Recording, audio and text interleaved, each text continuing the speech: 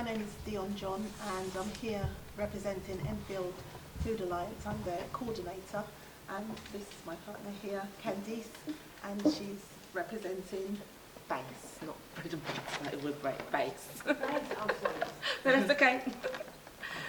Right. Base stands for Build, Achieve, Support and Empower, and we're based in Eglinton Green, and we're under the Food Alliance as well. We're part of the Food Alliance chain. Food Alliance is a membership organisation. We started just under 2 years ago. We have over 40 members that comprises of food banks, pantries and other support organisations as well. And we've been asked today to talk about food poverty, and that's the centre core of what we do in Enfield Food Alliance. And Candice is one of our food banks and also support services. It's also here we're talking about the root causes, we're talking about ways of tackling food poverty, and we also would like to throw out some questions to you guys to see your thoughts, and we're here to answer any questions ourselves. So, what is food poverty? So, food poverty, the definition is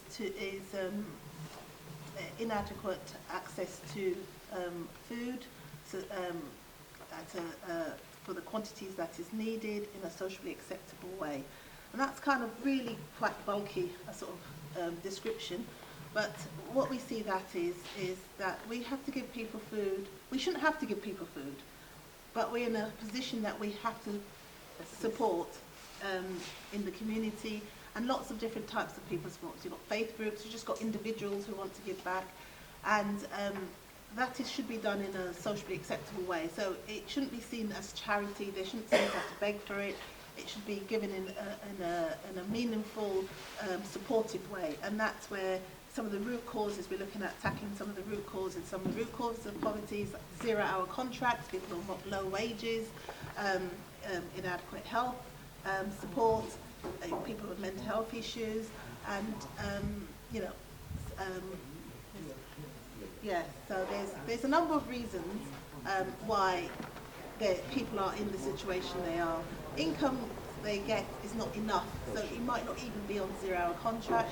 So we see more and more people coming to our food banks and pantries who we call the working poor. So they are working, they are contributing, but they still can't afford to feed their families and themselves sufficiently. So these are some of the root causes, and Candice is going to talk about some of the ways and things which we should be mindful of and how to tackle that. Yeah. We've even done cooking lessons within the community and teaching how to cook on a budget. So it's all about extending your cooking, like learning how to expand your food. That's what I need to say, expand your food. So we've done a poster on the use by dates and best before dates to help people understand them. And as I said, like places like Waitrose, where they put their veg in a bag, it's like there's use by on it, and a lot of the clients won't take it. So we've had to adapt by taking the bags off with the use by dates on, because it's veg, and so it's about using your senses, being sensible with it. If it doesn't look right to eat, then don't eat it. Be sensible with it. Because we throw away a lot of food because it says use by. I know with my own kids, they say, oh, it's gone off. And I said, it hasn't gone off. This stamp, it was there to protect, but is now hindering. The best before is best before, but it doesn't mean the next day it's gone off. These things last for a very long time, and it's about using your common sense, as Candice said.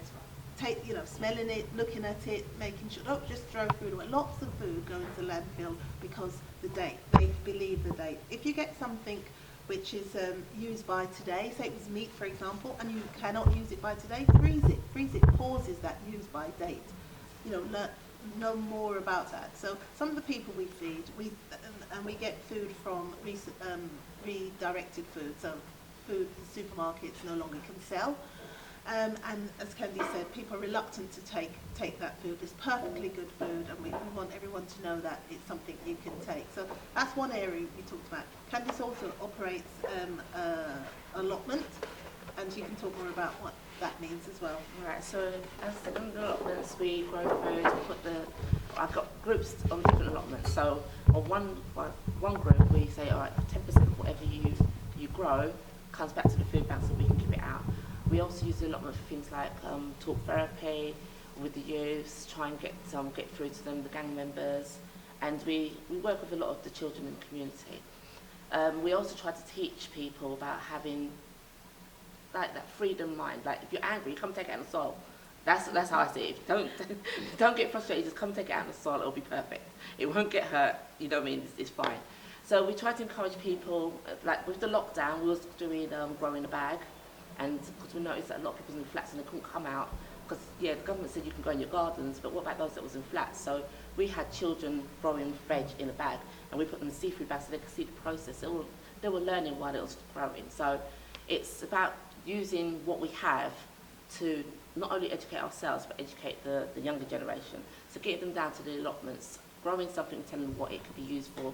It could, like an avocado, could be used for a face pack, hair conditioner, and it's something that you can eat in your salad. So it's like just teaching them what we can do with our stuff. So we want to build partnerships within the local areas and the local wards, with the residents, with the business associations, and with the community itself. So that's the only way we're looking at tackling food poverty together, ward by ward, and trying to make a difference.